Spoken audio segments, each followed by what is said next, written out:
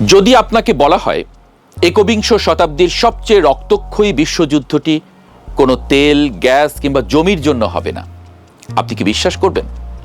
পৃথিবীর পরাশক্তিরা একে অপরের দিকে পারমাণবিক ক্ষেপণাস্ত্র তাক করবে স্রেফ এক ফোঁটা খাবার পানির জন্য। পানির অপর নাম জীবন, আর সেই পানির অভাবের অপর নাম নিশ্চিত কারবালার যুদ্ধ। আর এই মুহূর্তে সেই জলযুদ্ধের সবচেয়ে বিপজ্জনক জায়গাটি হলো সেই ঐতিহাসিক নদী, যেখানে আজ থেকে ৩,৫০০ বছর আগে ফেরাউনের সলিল সমাধি হয়েছিল।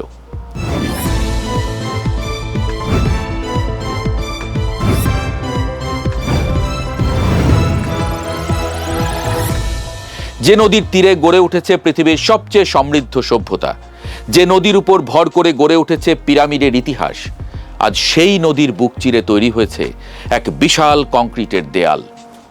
এই দেয়ালটি কোনো সাধারণ দেয়াল নয়, এটি হলো এমন এক জলদুর্গ যার চাবিকাঠি যদি একটুও ঘুরে যায় তবে এক নিমিষে মরুভূমি হয়ে যাবে একটি আস্ত দেশ, না খেয়ে মরে যাবে কোটি কোটি মানুষ।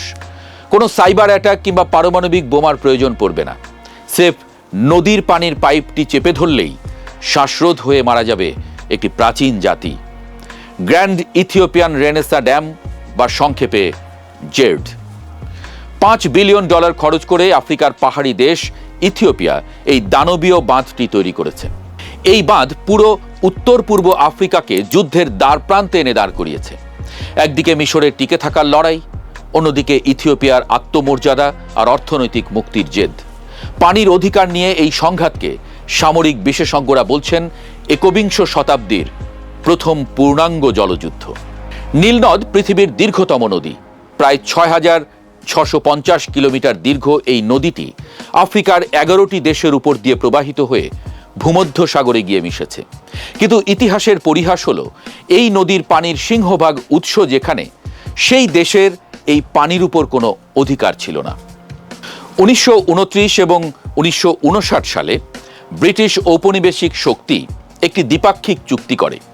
সেই চুক্তি অনুযায়ী নীল নদের মোট পানির সিংহভাগ, অর্থাৎ প্রায় ২/৩ পানির একচেটিয়া অধিকার দেওয়া হয় মিশরকে, আর বাকি অংশ দেওয়া হয় সুদানকে। নদীর অববাহিকায় থাকা বাকি ৯টি দেশকে এই চুক্তি থেকে সম্পূর্ণ বাদ দেওয়া হয়, যেন নদীটি কেবল মিশরের একার পৈতৃক সম্পত্তি। ইতিহাসের পরিহাস বললাম, এবার ভূগোলের ক্যারিশমা না বললে পলিটিক্স অসম্পূর্ণ রয়ে যাবে।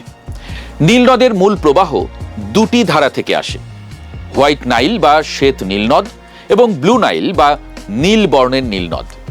মিশরে যে পানি পৌঁছায় তার প্রায় ৮৫% পানির উৎসই হল এই ব্লু নাইল, যা সম্পূর্ণভাবে উৎপন্ন হয় ইথিওপিয়ার পাহাড়ি অঞ্চল থেকে। অর্থাৎ ইথিওপিয়ার মাটি থেকে পানি নদী হয়ে মিশরে যাচ্ছে, অথচ ইথিওপিয়ার মানুষ সেই পানি নিজেদের উন্নয়ন, কৃষিকাজ কিংবা বিদ্যুৎ উৎপাদনের জন্য ব্যবহার করতে পারবে না। এটি ছিল ইথিওপিয়ার জন্য এক চরম ঐতিহাসিক অপমান। গত অর্ধ শতাব্দী ধরে ইথিওপিয়া এই অপমানের প্রতিশোধ নেওয়ার সুযোগ খুঁজছিল। ২০১১ সালটি ছিল আফ্রিকার ইতিহাসে এক টার্নিং পয়েন্ট। মিশরে তখন আরব বসন্ত বা গণ অভ্যুত্থান চলছে। কায়রোর সরকার যখন নিজেদের ভেতরের রাজনৈতিক বিশৃঙ্খলা সামলাতে ব্যস্ত, ঠিক সেই মোক্ষম সুযোগে ইথিওপিয়া কোনো আন্তর্জাতিক ঘোষণা ছাড়াই গোপনে নীল নদের বুকে তাদের এই মেগা প্রজেক্টের কাজ শুরু করে দেয়। গ্র্যান্ড ইথিওপিয়ান রেনেসা ড্যাম, দৈর্ঘ্য প্রায় ১.৮ কিলোমিটার এবং উচ্চতা ১৪৫ মিটার। এটি তৈরি করা মাত্রই এটি আফ্রিকার ইতিহাসের বৃহত্তম জলবিদ্যুৎ প্রকল্পে পরিণত হয়। কিন্তু এই বাঁধের বিশালতার চেয়েও বড় বিপজ্জনক বিষয় হলো এর পেছনের কৃত্রিম জলাধার, যার ধারণ ক্ষমতা প্রায় ৭৪ বিলিয়ন কিউবিক মিটার। এই জলাধারটি হলো মিশরের মাথার উপরে একটা ঝুলন্ত তরবারি। মিশরের দৃষ্টিকোণ থেকে এই বাঁধটি কোনো সাধারণ উন্নয়ন প্রকল্প নয়, এটি তাদের অস্তিত্বের উপরে সরাসরি আঘাত। খেলাটা বুঝুন, মিশরের মোট সুপেয় পানির প্রায় ৯৭% আসে এই নীলনদ থেকে। মিশরের ১০ কোটিরও বেশি মানুষ এই একটি নদীর পানির উপরে ভর করে বেঁচে আছে। তাদের দৈনন্দিন জীবন, কৃষিকাজ, শিল্প উৎপাদন, আসওয়ান বাঁধ থেকে তৈরি হওয়া বিদ্যুৎ, সবকিছুর মূল চালিকা শক্তি এই নদী। মিশরের মাটি মূলত মরুভূমি। নীল নদের এই সরু সবুজ রেখাটি না থাকলে মিশর নামক কোনো দেশের অস্তিত্বই হয়তো থাকতো না। তাই নীল নদের পানির পরিমাণ সামান্য কমে যাওয়া মানেই মিশরের জন্য এক জাতীয় বিপর্যয়। সংঘাতের মূল জায়গাটি হলো ইথিওপিয়ার এই জলাধারটি ভর্তি করার সময়সীমা বা ফিলিং পিরিয়ড। ইথিওপিয়া চায় দ্রুত, অর্থাৎ 5 থেকে 7 বছরের মধ্যে এই বিশাল জলাধারটি পানি দিয়ে সম্পূর্ণ ভর্তি করে ফেলতে, যাতে তারা দ্রুত বিদ্যুৎ উৎপাদন করে তা বিদেশে রপ্তানি করতে পারে। কিন্তু মিশরের দাবি হলো জলাধারটি অত্যন্ত ধীরে এবং 15 থেকে 20 বছর ধরে ভর্তি করতে হবে। কেন? কারণ ইথিওপিয়া যদি 5 বছরের মধ্যে জলাধারটি ভর্তি করতে চায়, তবে প্রতি বছর নীল নদের পানির একটি বিশাল অংশ তারা আটকে রাখবে। এর ফলে মিশরে পানির প্রবাহ 25 থেকে 35% পর্যন্ত কমে যাবে। আর এর সরাসরি ইম্প্যাক্ট হবে ভয়ানক। মিশরের প্রায় 30 থেকে 40 লক্ষ একর কৃষি জমি চিরতরে নষ্ট হয়ে যাবে। লাখ লাখ কৃষক বেকার হয়ে পড়বে এবং মিশরের অর্থনীতিতে এক অপূরণীয় ধস নামবে। মিশর সেফ না খেয়ে মারা যাবে। ঠিক এই কারণেই কায়রোর সরকার একে তাদের রেড লাইন বা চূড়ান্ত সীমা ঘোষণা করেছে। মিশরের প্রেসিডেন্ট আল সিসি জাতিসংঘ থেকে শুরু করে আন্তর্জাতিক মঞ্চে বারবার স্পষ্ট ভাষায় হুঙ্কার দিয়েছেন, নীল নদের পানির এক ফোঁটাও যদি কমতি হয় তবে আফ্রিকার মানচিত্র বদলে যাবে। মিশরের সামরিক স্ট্র্যাটেজিস্টরা পেন্টাগন এবং বেইজিংকে অফিসিয়ালি সিগন্যাল দিয়ে রেখেছে যে কূটনীতি যদি ব্যর্থ হয় তবে মিশর তাদের দূরপাল্লার ফাইটার জেট এবং স্পেশাল ফোর্স ব্যবহার করে ইথিওপিয়ার এই বাঁধে সরাসরি সামরিক হামলা চালাতে বিন্দুমাত্র দ্বিধা করবে না। পানির অধিকার রক্ষায় মিশর যে কোনো স্তরের যুদ্ধ করতে প্রস্তুত। কিন্তু বেইজিং কিংবা ওয়াশিংটনের কোনো চাপেই ইথিওপিয়া মাথা নত করতে নারাজ। ইথিওপিয়ার বর্তমান সরকার এবং তাদের সাধারণ মানুষের স্পষ্ট কথা, এই বাঁধ আমাদের আত্মমর্যাদার প্রতীক। ইথিওপিয়ার মোট জনসংখ্যার প্রায় অর্ধেক, অর্থাৎ প্রায় 6 কোটি মানুষ এখনো সম্পূর্ণ অন্ধকারে বাস করে। তাদের ঘরে কোনো বিদ্যুৎ নেই।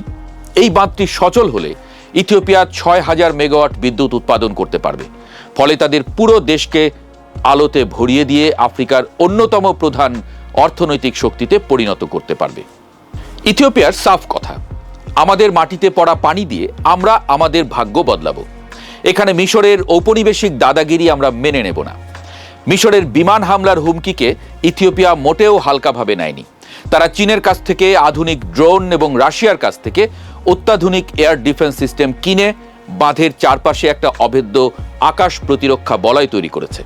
তারা বাঁধে যে কোনো ধরনের হামলা প্রতিহত করার জন্য সম্পূর্ণ প্রস্তুত। ইথিওপিয়া আমেরিকাকে পরিষ্কার জানিয়ে দিয়েছে, মিশরের কোনো যুদ্ধ বিমান যদি তাদের আকাশসীমায় প্রবেশ করে তবে তা আফ্রিকার ইতিহাসের সবচেয়ে বড় আকাশ যুদ্ধের জন্ম দেবে। লড়াইটা এখন আর শুধু পানির নেই, এটি রূপ নিয়েছে দুটি দেশের রাষ্ট্রীয় সার্বভৌমত্ব আর অহংকারের লড়াইয়ে। আর এই বাঘে মহিষের লড়াইয়ের মাঝখানে পড়ে পিষে যাচ্ছে তাদের প্রতিবেশী দেশ সুদান। এখানে সুদানের অবস্থান অত্যন্ত জটিল এবং দ্বিমুখী। ভৌগোলিকভাবে সুদান ইথিওপিয়ার ঠিক নিচেই অবস্থিত।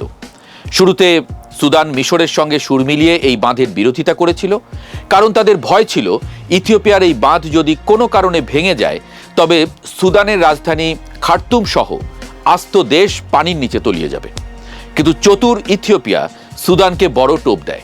ইথিওপিয়া জানায় বাঁধ সচল হলে তারা সুদানকে অত্যন্ত সস্তা দামে বিদ্যুৎ দেবে এবং এই বাঁধের কারণে নীল নদের বন্যা নিয়ন্ত্রণ সহজ হবে, যা সুদানের কৃষিকাজে সাহায্য করবে। এই বিদ্যুতের লোভে সুদান এখন প্রায়ই মিশরের পক্ষ ছেড়ে ইথিওপিয়ার দিকে ঝুঁকে পড়ে। পুরো অঞ্চলের ভূরাজনীতি যেন এক গোলক ধাঁধা। কিন্তু উত্তর পূর্ব আফ্রিকার এই জলযুদ্ধ শুধু এই 3 দেশের মধ্যেই কিন্তু সীমাবদ্ধ নেই। পর্দার আড়ালে বিশ্বের বড় পরাশক্তিগুলো এখানে তাদের নিজস্ব দাবার চাল চালছে। চীন এই প্রজেক্টের পেছনে পরোক্ষভাবে যুক্ত। ইথিওপিয়ার এই বাঁধের সিংহভাগ পাওয়ার গ্রিড এবং বিদ্যুৎ লাইন তৈরি করেছে চীনা রাষ্ট্রায়ত্ত কোম্পানিগুলো। চীন ইথিওপিয়াকে তাদের বেল্ট অ্যান্ড রোড ইনিশিয়েটিভের একটি গুরুত্বপূর্ণ অংশ মনে করে। অন্যদিকে আমেরিকার অবস্থান বেশ নাজুক।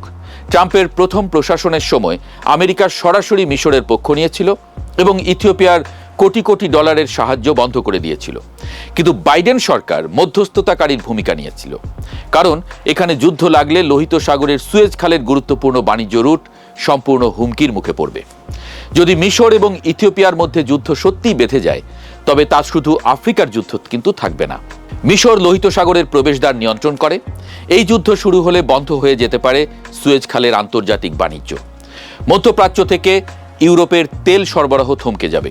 এর ফলে রাতারাতি পুরো পৃথিবীতে তেলের দাম আকাশচুম্বী হবে, দেখা দেবে বৈশ্বিক মন্দা। স্রেফ আফ্রিকার একটি নদীর পানির অধিকারের লড়াই পুরো পৃথিবীর 800 কোটি মানুষের পকেটে আঘাত হানবে। এটি হলো জলযুদ্ধের আসল বৈশ্বিক সমীকরণ।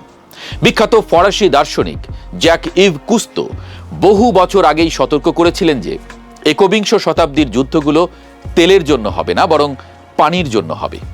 নীল নদের এই জল সংকট কুস্তোর সেই ভীতি জাগানিয়া ভবিষ্যৎবাণীর এক জলজ্যান্ত প্রমাণ। পরাশক্তিরা আন্তর্জাতিক আদালতের টেবিলে বসে বছরের পর বছর ধরে আলোচনা করলেও বাস্তবতা হলো ইথিওপিয়ার বাঁধের জলাধার ইতোমধ্যেই পানিতে ভরে উঠেছে। কূটনীতির আলো যদি চিরতরে নিভে যায়, তবে যে কোনো দিন ভোরে কায়রোর ফাইটার জেটের গর্জন পুরো আফ্রিকাকে এই শতাব্দীর সবচেয়ে বড় যুদ্ধের আগুনে পুড়িয়ে ছারখার করে দিতে পারে। নীলনদ তখন আর সভ্যতার জন্মদাত্রী থাকবে না, সেটি রূপ নেবে কোটি মানুষের রক্তস্রোতে। শেষ করার আগে আপনাদের কাছে একটি প্রশ্ন রেখে যেতে চাই। নদীর উজানে ইথিওপিয়ার এই বাঁধের সঙ্গে আপনি কি আমাদের আশেপাশে কোনো বাঁধের মিল খুঁজে পাচ্ছেন? যেভাবে ইথিওপিয়া মিশরকে পানিবঞ্চিত করে নিজেদের স্বার্থে নীলনদকে ব্যবহার করছে, এমনটি কি পৃথিবীর আর কোথাও হচ্ছে না? ইথিওপিয়া তো কম হলেও ভাটির দেশগুলোকে পানি দিচ্ছে। আমাদের আশেপাশেই এমন একটি দেশ আছে যারা আন্তর্জাতিক আইনকে বুড়ো আঙুল দেখিয়ে অন্য দেশের ন্যায্য হিস্সা কেড়ে নিয়ে উজানে একের পর এক বাঁধ দিয়ে রেখেছে। কমেন্টে জানান।